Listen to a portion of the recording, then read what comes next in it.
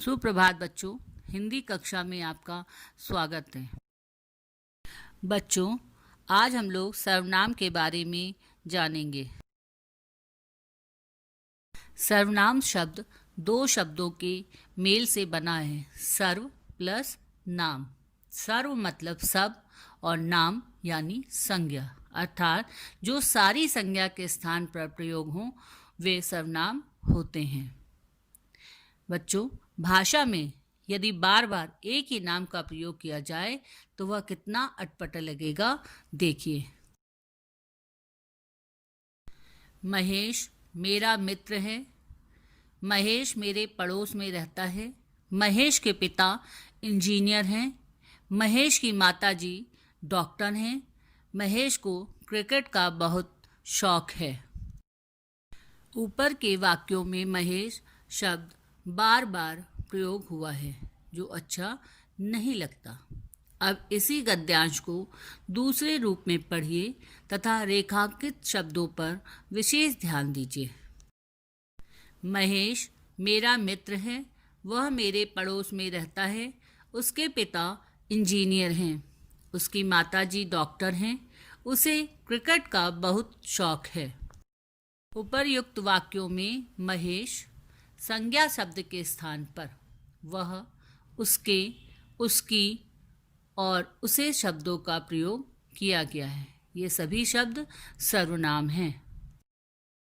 इस प्रकार हम कह सकते हैं कि संज्ञा के स्थान पर प्रयुक्त होने वाले शब्दों को सर्वनाम कहते हैं।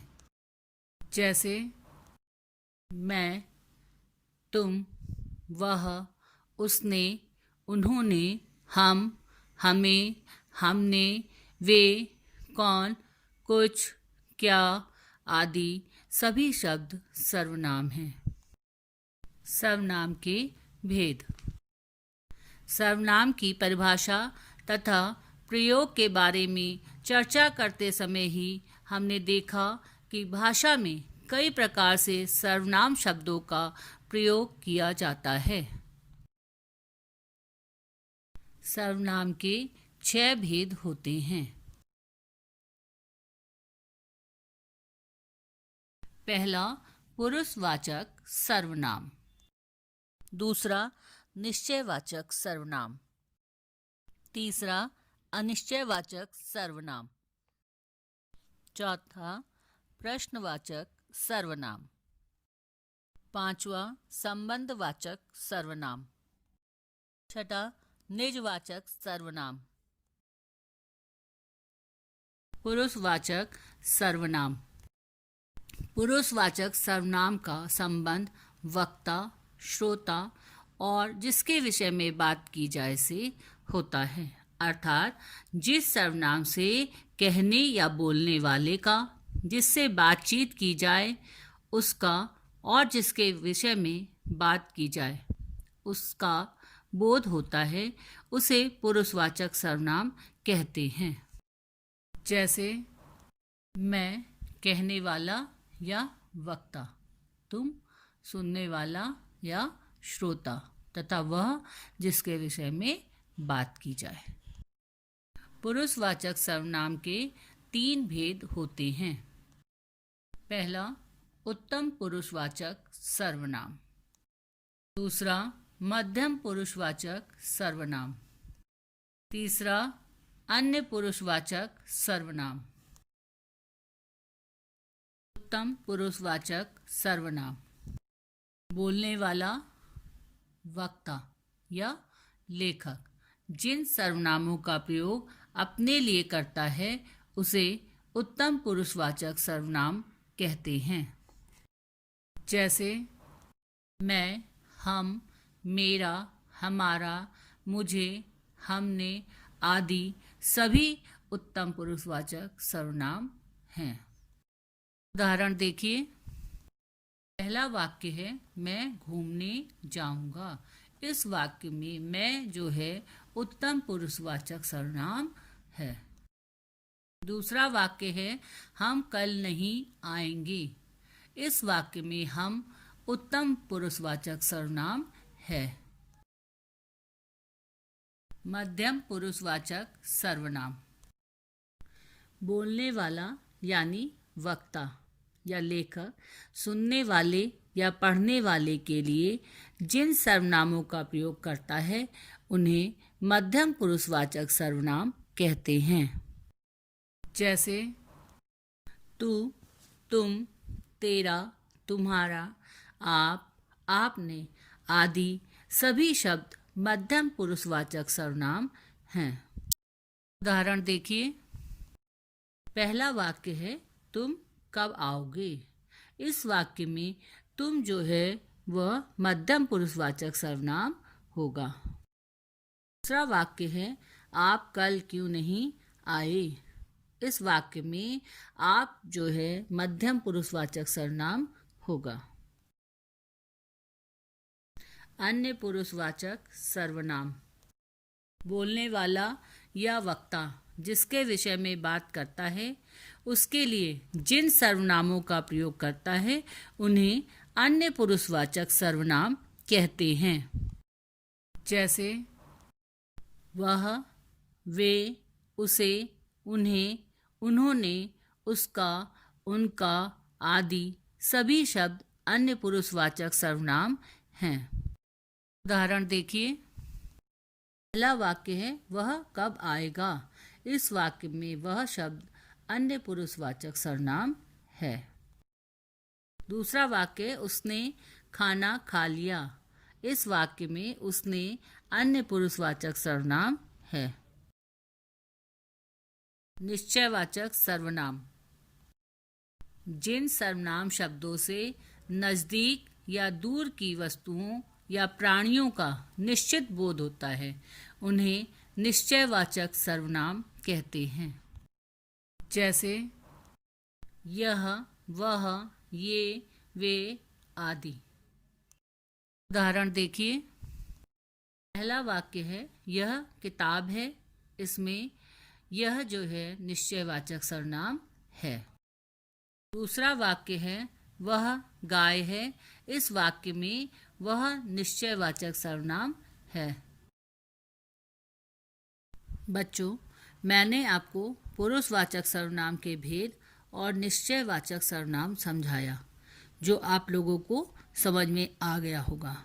अब मैं आप लोगों को अन्य पुरुषवाचक सर्वनाम और निश्चयवाचक सर्वनाम में अंतर समझाने जा रही हूँ। अन्य पुरुषवाचक सर्वनाम।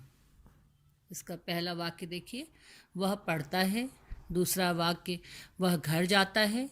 तीसरा वाक्य वे घूमने जाएंगे और चौथा वाक्य है वे फल खाते हैं।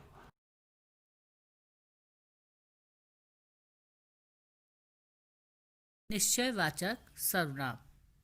इसमें भी पहला वाक्य देखिए। वह लड़का है। दूसरा वह पेड़ है।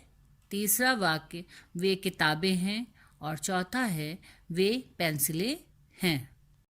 बच्चों, वह और वे का प्रयोग अन्य पुरुषवाचक सर्वनाम और निश्चयवाचक सर्वनाम दोनों में हुआ है, लेकिन अन्य पुरुषवाचक सर्वनाम वाले वाक्यों में वह और वे संज्ञा के स्थान पर प्रयोग हुए हैं, जबकि निश्चयवाचक सर्वनाम वाले वाक्यों में वह और वे संज्ञा की ओर संकेत कर रहे हैं। इस प्रकार अन्य पुरुषवाचक सर्वनाम और निश्चयवाचक सर्वनाम के बीच अंतर स्पष्ट हो जाता है, जो आपको समझ में आ गया होगा।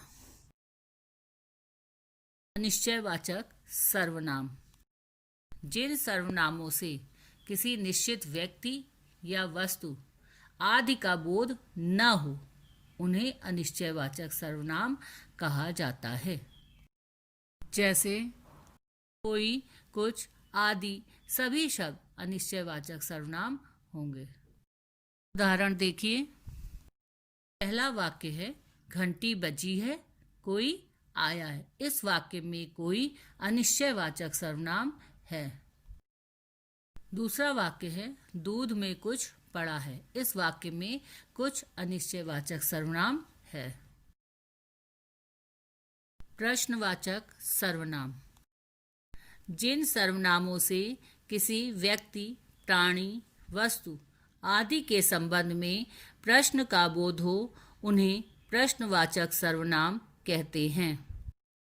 जैसे कौन, क्या, किसका, किसकी, किसने आदि सभी शब्द प्रश्नवाचक सर्वनाम हैं। उदाहरण देखिए। पहला वाक्य है बाहर कौन आया है। इस वाक्य में कौन प्रश्नवाचक सर्वनाम है। दूसरा वाक्य है चोरी किसने की। इस वाक्य में किसने प्रश्नवाचक सर्वनाम है। संबंधवाचक सर्वनाम। जिन सर्वनामों का प्रयोग किसी अन्य उपवाक्य में प्रयुक्त संज्ञा या सर्वनाम से संबंध बताने के लिए किया जाता है उन्हें संबंधवाचक सर्वनाम कहते हैं। जैसे जो, सो, जिसकी, उसकी, जो, वह आदि संबंधवाचक सर्वनाम हैं। उदाहरण देखिए। पहला वाक्य है जिसकी लाठी उसकी भैंस। इस वाक्य में जिसकी और उसकी जो है संबंधवाचक सर्वनाम है। दूसरा वाक्य है जो परिश्रम करेगा वह सफल होगा। इस वाक्य में जो और वह संबंधवाचक सर्वनाम है। निजवाचक सर्वनाम। जिन सर्वनामों का प्रयोग स्वयं अपने लिए किया जाता है तथा जो निजत्व अर्थात अपनेपन का बोध कराते हैं उन्हें निजवाचक सर्वनाम कहते हैं। जैसे स्वयं, स्वतः, खुद, अपने आप आदि निजवाचक सर्वनाम हैं। उदाहरण देखिए। पहला वाक्य है वह खुद ही इधर आ गया। इस वाक्य में खुद निजवाचक सर्वनाम है। दूसरा वाक्य है मैं अपने आप ही चला जाऊंगा। इस वाक्य में अपने आप निजवाचक सर्वनाम है। निर्देश। सारे सर्वनाम के रूप कारक की विभक्तियों के अनुसार चलते हैं बच्चों। जैसे उसने, मुझको, तुम्हारे, किसी का, किससे, किसने आदि सभी शब्द सर्वनाम होंगे। बच्चों, मैंने आप लोगों को भेद सहित सर्वनाम समझाया। आशा करती हूँ कि आप लोगों को समझ में आ गया होगा।